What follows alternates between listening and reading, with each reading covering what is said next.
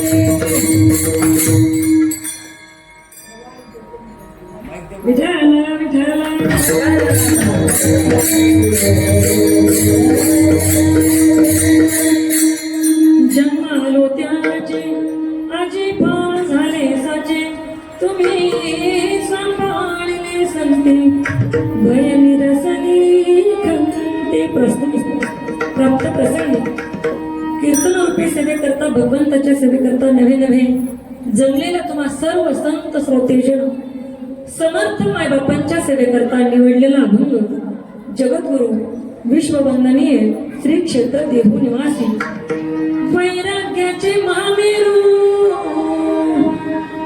संत हृदय सम्राट संत शिरोमणी श्री तुकोबाराय यांचा 4 चरणांचा उत्कृष्ट असा स्थितीपर प्रकरणातील अभंग आणि सेवेसाठी निवडलेला आहे. विठाला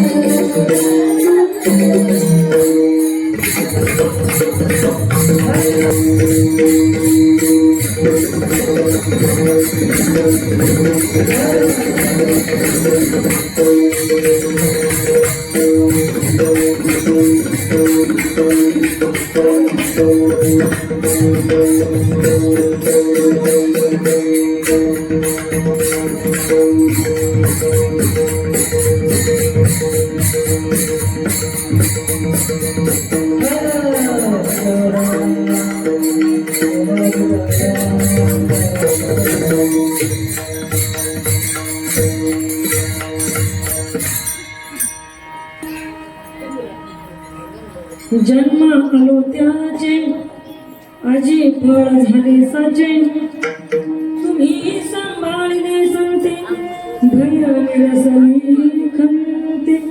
प्रस्तुत प्राप्त प्रसंग नित्यकृपी सेवेकरता भगवंताच्या सेवेकरता निवडलेला अभंग जगद्गुरू तुकोबरायांचा आहे. तुकोबराया प्रस्तुत अभंगामधून आपल्या स्थितीचं वर्णन करत आहेत.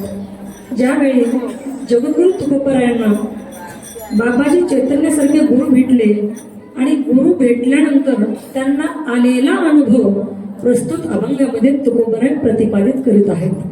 सेवेला प्रारंभ करण्यापूर्वी थोडासा परिहार देणं वक्त्याच्या दृष्टीने अत्यंत गरजेचं असतं, आवश्यक असतं, अगत्याचं असतं. म्हणून परिहार द्यायचा तो म्हणजे असा की या ठिकाणी श्री क्षेत्र मांजर सुंबा आणि त्यामध्ये थोडंसं अर्धा 1 किलोमीटर अंतरावर हे असणारं सुंदर ठिकाण आमच्या आदरणीय हरिभक्तपरायण वैकुंठवासी यमुना अक्का सर्वांच्या लाडक्या असणाऱ्या त्यांच्या माध्यमातून सुंदर असा हा मठ, हा आश्रम या ठिकाणी तयार झालेला आणि त्या आश्रमामध्ये अक्का गेल्यानंतरही कार्यक्रम बंद न पडू देता तो अविरतपणे चालू ठेवला. त्या प्रत्येकासाठी एक टाळी होऊन जाऊ द्या बरोबर.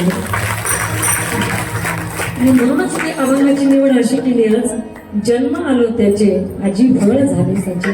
ते अक्का सुद्धा भगवंताच्या द्वारामध्ये उभ्या राहून नाचत असतील आणि आपल्या क्षेत्राकडे पाहत असतील तेव्हा त्यांनाही वाटत असेल की जन्म आलो त्याचे आजी फळ झाले साचे. ते अक्का सुद्धा त्या भगवंताच्या द्वारातून म्हणत असतील.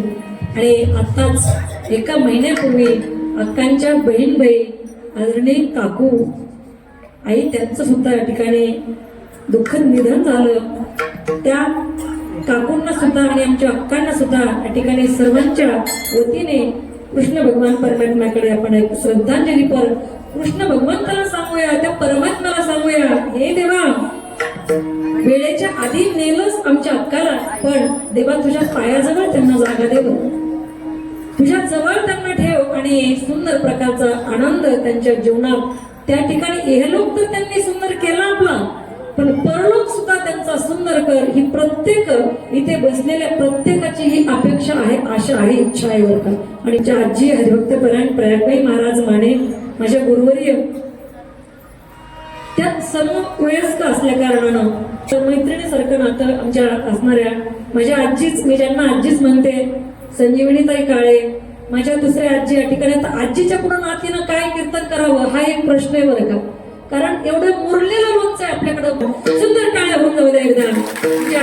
संजीवनीताई काळे, अंजनाताई जगताप, सुंदर ज्यांचं शास्त्रीय गायन आहे बरं का. इतकं सुंदर, इतकं अप्रतिम आणि वयाच्या मानाने किती किती म्हणावं, किती गावं, पण अजिबात न कंटाळ करता, न थकता अविरतपणे त्या आध्यात्मिक क्षेत्रामध्ये पुढे पुढे पुढे पुढे वाटचाल करतच आहेत. आणि इथं कसं आहे बरं का, इथं 80 वर्षाचा म्हातारा जरी आला ना तर त्याला वाटतं मी तरुणच आहे काही. तसं आमच्या अंजनाताई जगताप, आमच्या आजी आणि खूप सुंदर स्वभाव आहे आमच्या संगीताताई पांचाळ. त्याचबरोबर हे विद्यार्थी कुठले हा का तिकडनं आले काय आनंद बरोबर. काय दिली ना आकांक्षाताई, पलीकडं लीना, मीना, ईना, लीना, टिका, लीना म्हणे टिका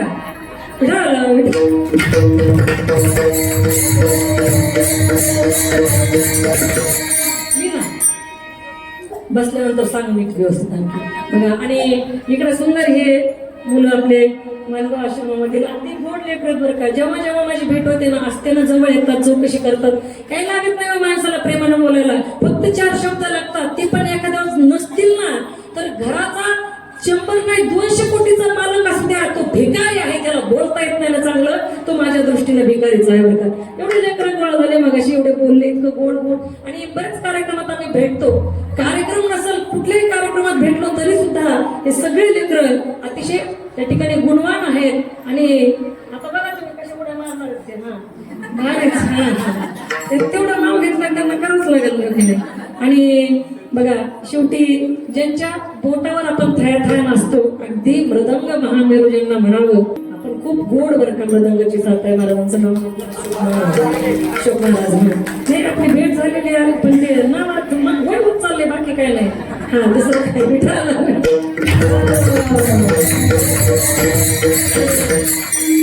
पेटीवर सुद्धा गोड वाजवतो किंवा पेटीवर बसलेले बाबा. पेटीवर म्हणजे पेटीच्या बाजूलाच बसले ते. पेटीवर बसून पेटी कशी वाजवायची. पेटीच्या बाजूला बसलेले बाबा अतिशय गोड आहेत बाबा. तुम्ही लय भारी बाबा. तुम्ही छान दिसतात बाबा. तुम्ही पेटी बी छान वाजवतात. येतात बाबा माझ्यासोबत. काय तर आज हे गाव उद्या ते गाव बंगला थिंडायचं आपल्याला माहिती गाडी बसायला कुकडचं खायला काय टेन्शन नाही. येतात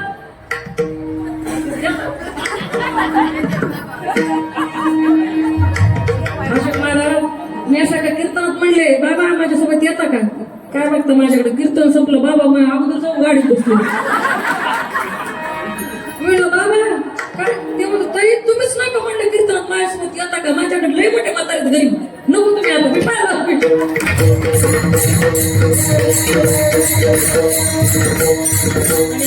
गोड आमचं महिला मंडळ सुद्धा मागे उभं राहिले बरं का. किती गोड दिसायला लागले बघा ना. विठ्ठल रुक्मिणी ते रुक्मिणी सारखे दिसायला लागले ते विठ्ठल घरी ठेवलं वाटतं. रुक्मिणी आई सारख्या सगळ्यावर का आमच्या गोड किती सुंदर किती गोड बरं का. खूप सुंदर खूप छान. आणि साऊंड सिस्टीम मध्ये दादा साऊंड सिस्टीम पण फार गोड आहे बरं का. खूपच छान आहे बरं का. अतिशय चांगली बरं का. खूपच छान एकदम बेस्ट आहे बरं. तुम्ही म्हणता एवढं कौतुक करलेले पाकिटातलं काही देता का जाता तसं काय विचार करू. हा विठा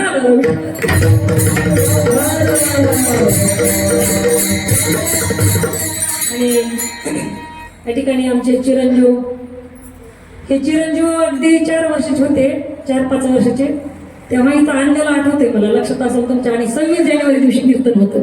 हा 26 जानेवारी आहे ना आजी बघा बरोबर आहे. आमचे महाराज पृथ्वीराज महाराज गायकवाड ते कीर्तनकार आहेत. आणि ते कीर्तनकार असून गायनासाठी उभे राहिलेत आज. त्यांचे पण आम्ही खूप खूप धन्यवाद व्यक्त करते. विठ्ठल गाडीत जाताना बोलणे खावं लागते तर आमचं नाव घेतलंच नाही म्हणून. हा त्याच्यामुळे महाराज तुमचे पण धन्यवाद बरं का. हा पृथ्वीराज महाराज गायकवाड कीर्तनकार आहेत. आणि मागच्या 1-1.5 वर्षामध्ये 9-10 कीर्तन त्यांनी केलेले आहेत. युट्यूबला त्यांचे कीर्तन पृथ्वीराज महाराज गायकवाड पाटील या नावानं युट्यूब चॅनल आहे त्यांचं. चॅनलवर तुम्हाला कीर्तनही पाहायला भेटतील. खूप सुंदर खूप गोड कीर्तन करतात महाराज.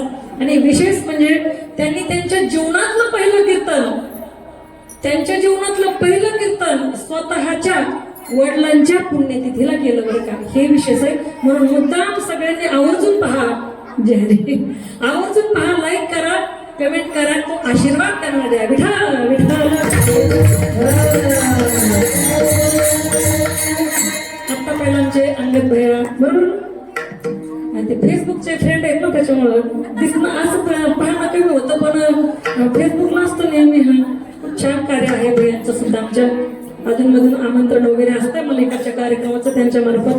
आणि ज्यांनी संपर्क साधून माझ्याशी फोनवर बोलून या ठिकाणी कार्यक्रमाची तारीख घेतली ते आमच्या हरिभक्त परायण आदरणीय रामहरी रसाळ महाराज प्लस गुरुजी त्यांचे मी मनपूर्वक आभार व्यक्त करते. त्याचबरोबर हा सुंदर असा असणारा कार्यक्रम हरिभक्त परायण आदरणीय आमच्या रसाळ अक्का भाऊ त्याचबरोबर सर्व ग्रामस्थ सर्व कमिटी आणि त्यामध्ये हिरी देणे पुढाकार घेणारे आमच्या श्यामलताई आहेत. आमचे हरिभक्त परायण आदरणीय आमचे अरुणजी काका रसाळ त्यांच्या माध्यमातून त्याचबरोबर सर्व कमिटीच्या माध्यमातून ग्रामस्थांच्या माध्यमातून या ठिकाणी सुंदर असा सप्ताह होत आहे.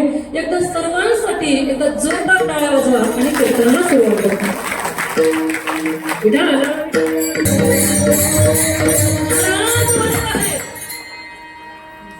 जन्म आलो त्याचे आजी फार झाले साचे. जगद्गुरु तुकोबाराय म्हणतात की माझं जन्माला येऊन आज. आजी म्हणजे काय. आज आजी फळ झाले साचे. आज मला खरं फळ भेटलंय. साचे म्हणजे खरं. आजी म्हणजे आज मला जन्माला आल्याचं खरं फळ भेटले. अर्थात जन्माला आलोय ना मी त्याचं सार्थक झालंय असं मला आज वाटतंय. कधी वाटतंय. आज वाटतंय. आजी आज वाटतंय. समोर साधक बसलेला आहे. साधकांना विचारलं का हो तुकोबाराय तुम्ही जन्माला येऊन बरीच वर्ष झाली की. म्हटले हो. म्हटले मग आजच तुम्हाला नेमकं सार्थक झाल्यासारखं का वाटतंय. आजच का वाटतंय. तेव्हा तुकोबाराय सांगतात की तुमच्यासारख्या संतांनी मला सांभाळलं बघा. आणि संत सांभाळतात बरं का. तुमच्यासारख्या संत महात्म्यांनी मला सांभाळलं आणि माझ्या जीवनातली खंत आणि माझ्या जीवनातली भीती संपविली, काढून टाकली. तुम्ही सांभाळिले संती भय निरसली खंती. माझ्या जीवनातून भय म्हणजे भीती आणि खंत म्हणजे दुःख त्या ठिकाणी माझं काढून टाकले, संपवून टाकले. कुणी? संतांनी. म्हणून मला आज जन्माला आल्याचं सार्थक झाले असं वाटतंय. बरं ठीक आहे महाराज, जर तुम्हाला जन्माला आल्याचं सार्थक झाले असं वाटतंय ना, तर मग तुम्हाला नेमका अर्थ काय वाटतंय या क्षणाला? तेव्हा महाराज सांगतात, कृतकृत्य झालो महाराज, कृतकृत्य झालो, इच्छा केली ते पावलो. काय वाटते म्हटले? आता मी कृतकृत्य झालो. कृतकृत्य झालो म्हणजे आज मी धन्य झालो. धन्य धन्य वाटते मला, आता धन्य झालो मी. का? माझी इच्छा जी होती ना ती पूर्ण झाली. इच्छा केली ते पावलो. माझ्या मनात जी इच्छा होती ती आज माझी पूर्ण झाली. म्हणून मी काय झालोय? धन्य झालोय, कृतकृत्य झालोय. ठीक आहे महाराज, तुम्हाला जर कृतकृत्य झालंय असं वाटतंय, धन्य झाला तुम्ही असं वाटतंय, तुमच्या सर्व इच्छा पूर्ण झाल्यात असं वाटतंय, मग आता तुम्हाला आणखी काय वाटतंय? याच्यानंतर काय वाटतंय नेमकं तुम्हाला? ह्या प्रसंगाने, या प्रसंगावर बोलत असताना, हे सांगत असताना आता नेमकी तुमच्या मनामध्ये कुठली भावना आहे, काय आहे? तेव्हा महाराज म्हणतात, आता ना आम्हाला हा मनुष्य देह भेटला, आम्हाला मनुष्य देह भेटला. आज आमच्या या देहाला आल्याचं सार्थक झालंय. का झालंय? तर आम्हाला संतांची भेट झाली आणि त्या संतांनी भीती खंत काढून टाकली. आता आम्ही कृतकृत्य झालोय. जी इच्छा मनात होती ती पूर्ण झाली आणि आता आम्हाला या काळाची भीती वाटत नाहीये. आता आम्ही काळाला घाबरत नाहीये. तुका म्हणे काळ, आता आम्ही या काळाला घाबरत अजिबात नाही. आता करू न शके बळ, आता तो आमच्या सोबत जबरदस्ती करू शकत नाही, बळजबरी करू शकत नाही. तुकोबरे आणखी एके ठिकाणी म्हणतात, जगा काळ खाय आणि माथा दिला पाय. आम्ही काळाच्या माथ्यावर पाय देऊन त्या भगवंतापर्यंत जाऊ शकतो. आता आम्हाला काळाची भीती अजिबात राहिलेली नाही. हा झाला अभंगाचा सरळ सरळ भावार्थ. विठ्ठल कुणी म्हणावं जन्म आलो त्याचे आजी फळ झाले साचे. कुणी म्हणावं, ऐका ना, माझ्या ज्ञानोबरायांनी म्हणावं. का म्हणावं? ज्या ज्ञानोबरायांनी समाधी घेत असताना जगाच्या बापाला ढसा ढसा रडावं लागलं, ऐका ना, त्या ज्ञानोबरायांनी म्हणावं, जन्म आलो त्याचे आजी फळ झाले साचे. या जगाला भावार्थ दीपिका अर्थात ज्ञानेश्वरी ही माय आपल्याला ज्ञानोबरायांनी दिली. त्या ज्ञानोबरायांनी सर्वांसाठी सगळं काही लिहिलं बघा. अनाथासाठी त्यांनी हरिपाठ केला. चांगदेव 65, अमृतानुभव, हरिपाठ, ज्ञानेश्वरी सारखे ग्रंथ या समाजाला दिले आणि जगाच्या बापाला रडवलं. त्या ज्ञानोबरायांनी म्हणावं, जन्म आलो त्याचे आजी फळ झाले साची. आणखी कुणी म्हणावं? माझ्या नाथबाबांनी म्हणावं. नाथबाबांनी म्हणावं. का म्हणावं? माझ्या नाथबाबांच्या घरी भगवान परमात्मा 36 वर्ष राबला. काम केलं देवानं, 36 वर्ष काम केलं देवानं नाथबाबांच्या घरी.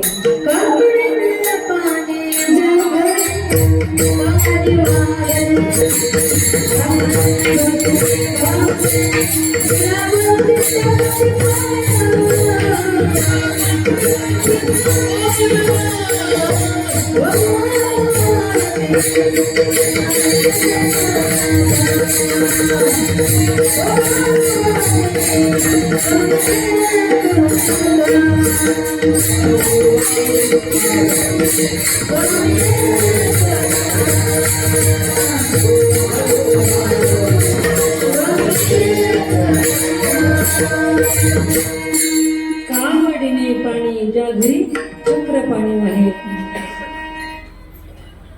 निळोपर देव राबे का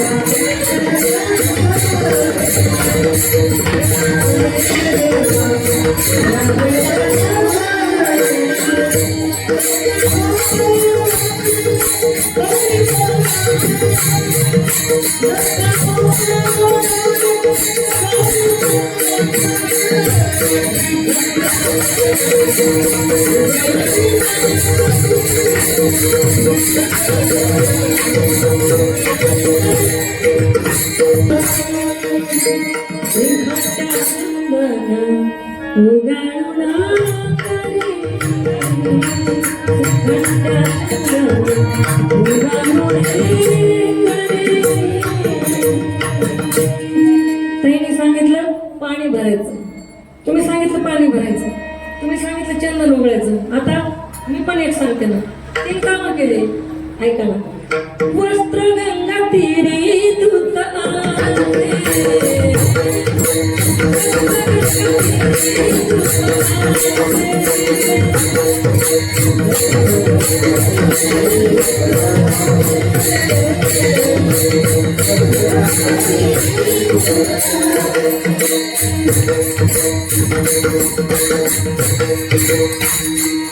तीन कामं झाले.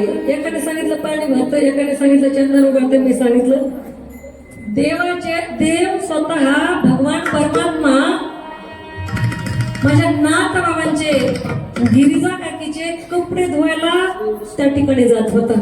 कुठं? नाथसागरात ज्याला आपण म्हणतो का, त्या गोदावरी नदीमध्ये, त्या गोदा मैयामध्ये देव त्या ठिकाणी कपडे गोळा करून घेऊन जायचा धुवायला. एवढे काम माझ्या नाथ बाबांच्या घरी देवानं केले. त्या नाथ बाबानं म्हणावं, जन्मा आलो त्याचे अजी फळ झाले साचे. आणखी कोणी म्हणावं? ऐका ना, माझ्या नामदेव महाराजांनी म्हणावं. का म्हणावं? 5 वर्षाच्या नामदेव महाराजांनी देवाला प्रसाद खाऊ घातला. आईने सांगितलं, जा देवाला नैवेद्य खाऊ घालून दे, तुझे बाबा नाहीत आज. नामदेव महाराजांना माहितीच नाही देव खातो का नाही खात. आतापर्यंत कधी मंदिरात गेलेलं नाही. 5 वर्षाचं छोटस एवढंसं लेकरू प्रसाद घेतला, प्लेट घेतली, ताट घेतलं, हातात गेले, दुडू त्या मंदिरात आणि देवासमोर ठेवला आणि म्हणले, देवा खा नैवेद्य. आता 5 मिनिट झाले, 10 मिनिट झाले, नैवेद्य खाय ना सांगितलं येते. देव खातो का? हा, देव खातो का? बोला बोला. हा, अहो देव खात नाही म्हणून बरे आपल्या हातून, नाहीतर आपण त्याचं राशन कार्ड मध्ये नाव लिहिलं असतं. त्याला कोणी फुकट द्यावा दररोज. होय मला राशन कार्ड मध्ये नाव लिहिलं असं त्याचं, याला का दररोज 2-4 भाकरी कशा फुकट घालायच्या? तो खात नाही, पण कोण म्हणतंय हो खात नाही? देव खातो, देव खातो, पण खाऊ घालणारा माझ्या नामदेव महाराजांसारखा पाहिजे, तेव्हा देव खातो. तेव्हा देव खातो. ऐका ना. कौन कहते हैं भगवान आते नहीं, कौन कहते हैं भगवान आते नहीं, तुम मीरा के जैसे बुलाते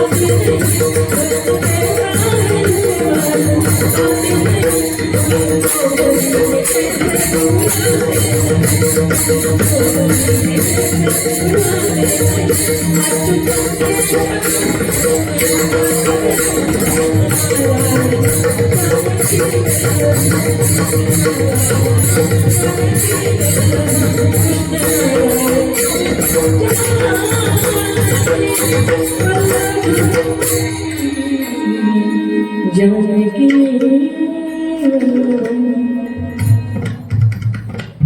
विठाला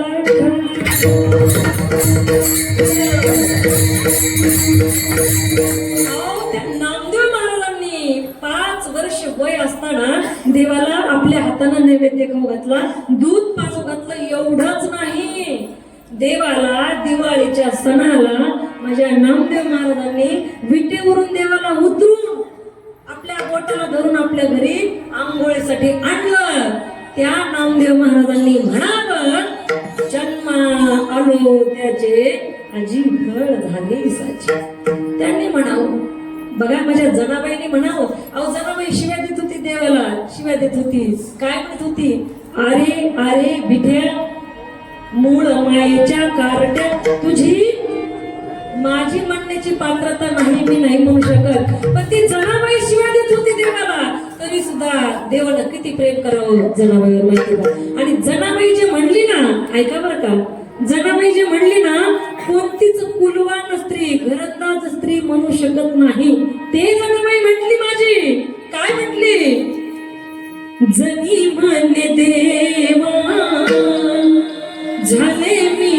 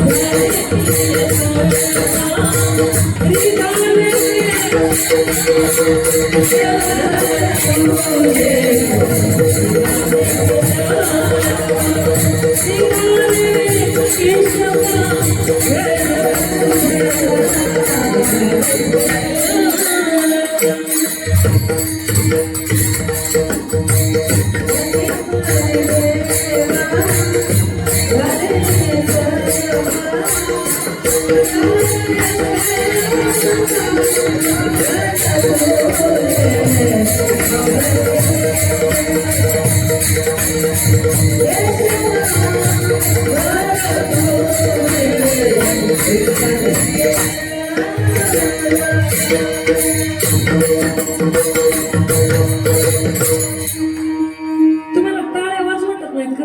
वाजून घ्या त्याच्यावर पुन्हा कर बसल्यावर पुन्हा कुठल्या वाजवत आलो, फुकटच्या त्या वाजवत जा.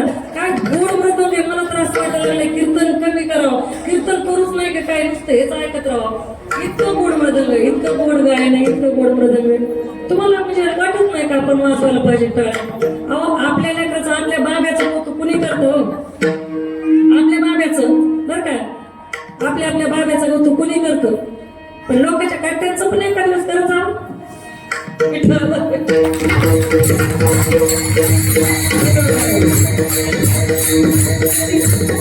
टाळी वाजवण्याचे फायदे, थांबा तुम्हाला फायदे सांगते. अगोदर सांगायला पाहिजे ते, म्हणजे तुम्ही वाजवले असतील.